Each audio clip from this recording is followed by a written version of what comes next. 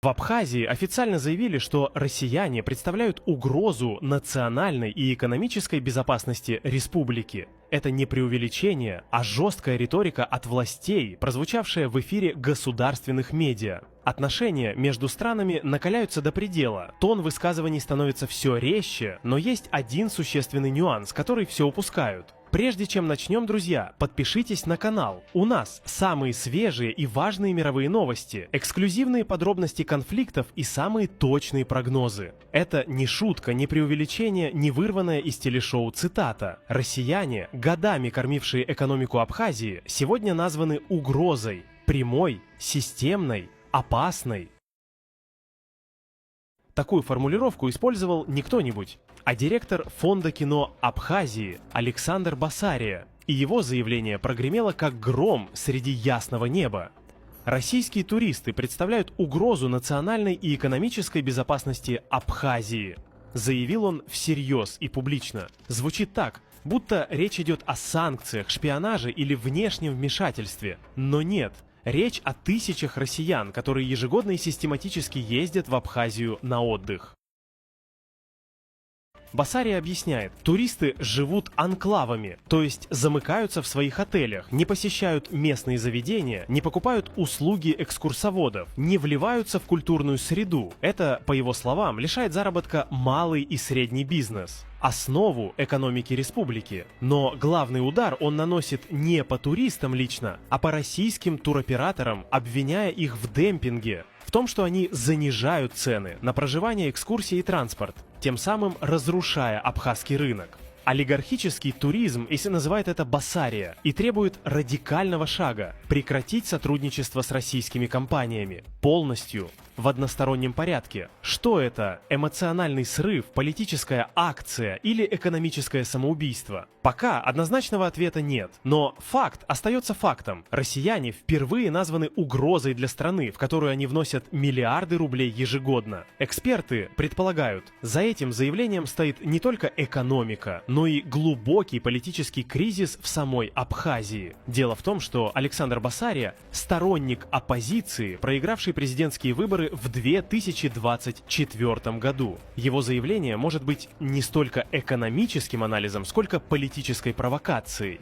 направленной на раскачку ситуации. Вот тут начинается самое интересное и, без преувеличения, самое тревожное. В Абхазии, десятилетиями воспринимавший Россию как ключевого партнера, инвестора и гаранта политической субъектности, все чаще звучат слова, от которых даже самые терпеливые российские дипломаты начинают морщиться. Ни кулуарные разговоры, ни анонимные утечки, официальные заявления. Турист из России, обычный человек, приезжающий на отдых с семьей, объявлен угрозой национальной и экономической безопасности.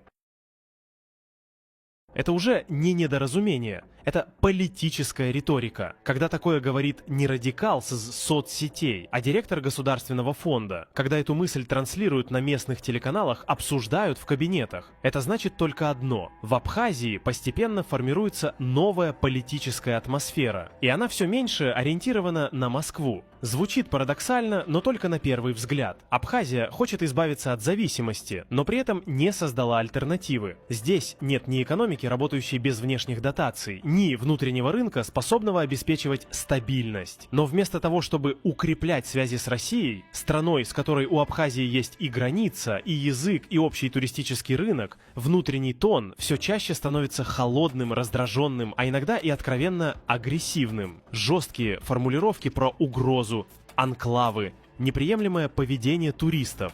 Все это не случайно. Это фронтальное недовольство самим фактом российского присутствия, даже если речь идет не о военной базе, а о людях, приехавших на пляж.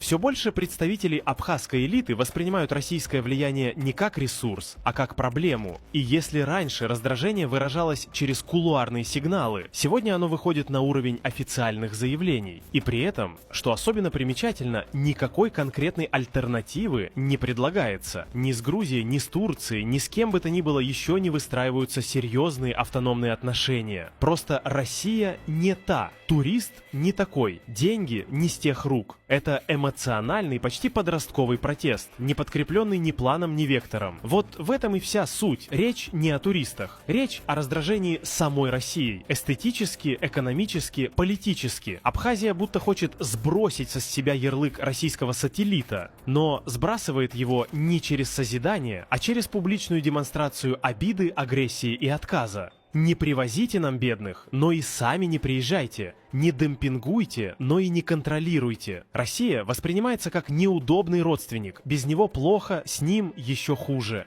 И на этом фоне заявления о туристах с дошираками звучат уже не как неумелый пиар, а как политическая программа, в которой россиянам не осталось места. Или осталась роль молчаливого кошелька. Но и это больше не работает. Массовый отток туристов уже начался. Уровень недоверия вырос. Люди не хотят ехать туда, где их в открытую презирают. Да, пока в республике нет богатых европейцев, нет турецких инвесторов, нет китайских чартеров. Но и россияне, похоже, уже не свои. Абхазия уже давно лидер по риторике антироссийских заявлений, не может обойтись без российской энергетической помощи, по крайней мере в этом году. Несмотря на обострение отношений и громкие обвинения со стороны абхазских властей, республика с августа начнет закупать электроэнергию в России, чтобы подстраховаться от грядущего энергетического дефицита. По словам президента Бадры Гунбы, республика ежегодно сталкивается с нехваткой электричества с октября, когда второй источник, Ингурская ГЭС,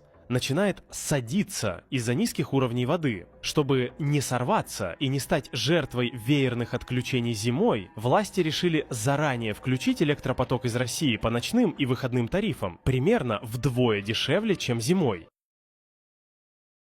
Дефицит электроэнергии в республике, да, проблема не новая, но со времен криптомайнингового бума с 2020 года она только усугубилась. Потребление выросло, а генерации местного уровня не хватает. Ингур ГЭС давно не справляется с нагрузкой, и летом республика регулярно оплачивает коммерческие объемы из Рафиски-Деревкырытовсе, чтобы зимой не остаться без света. Сейчас власти обсуждают установку приборов учета, возобновление малых ГЭС и оптимизацию энергопотребления. Но в условиях хронического дефицита и без российской поддержки это почти ничего не даст. Последняя зима уже обернулась веерными отключениями по 4 до 6 часов в день, школы закрывались, жители сидели без света часами. Парадокс в том, что на фоне публичных выпадов в адрес России Абхазия остается энергетически зависимой от нее. В то время как в Сухуме раздаются громкие призывы разрушить зависимости. Без российских проводов остаться на полном нуле. Холод, тьма и экономический обвал. И это не спектакль. Россия поставляет, Абхазия покупает. С августа. Чтобы выжить до зимы.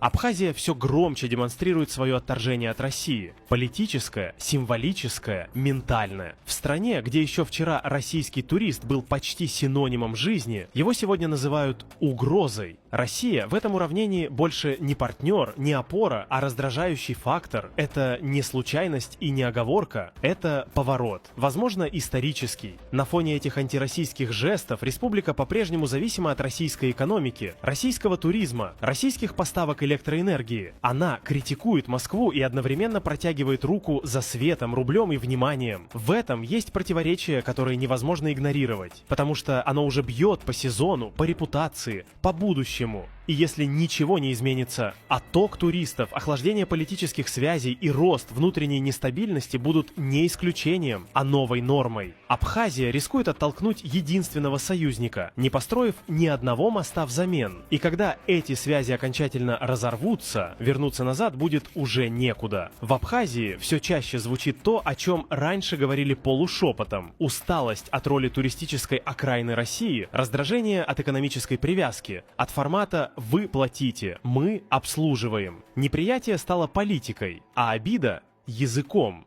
И пусть кто-то в Москве делает вид, что не замечает, на самом деле сигналы предельно четкие. Абхазия больше не хочет быть ведомой. Это уже не жесткость, это отторжение. Да, республике пока трудно без российских ресурсов. Но разве это повод требовать молчания? Абхазия говорит как есть. Туристов не выбирают, но принимать все подряд тоже не обязаны. И если сегодня прозвучала угроза, значит это накопилось. Значит, дошло до точки. А значит, старые правила игры больше не работают. Если вам понравился выпуск, поставьте лайк и подпишитесь. Помните, мы всегда сообщаем раньше и понятнее всех. До следующих видео!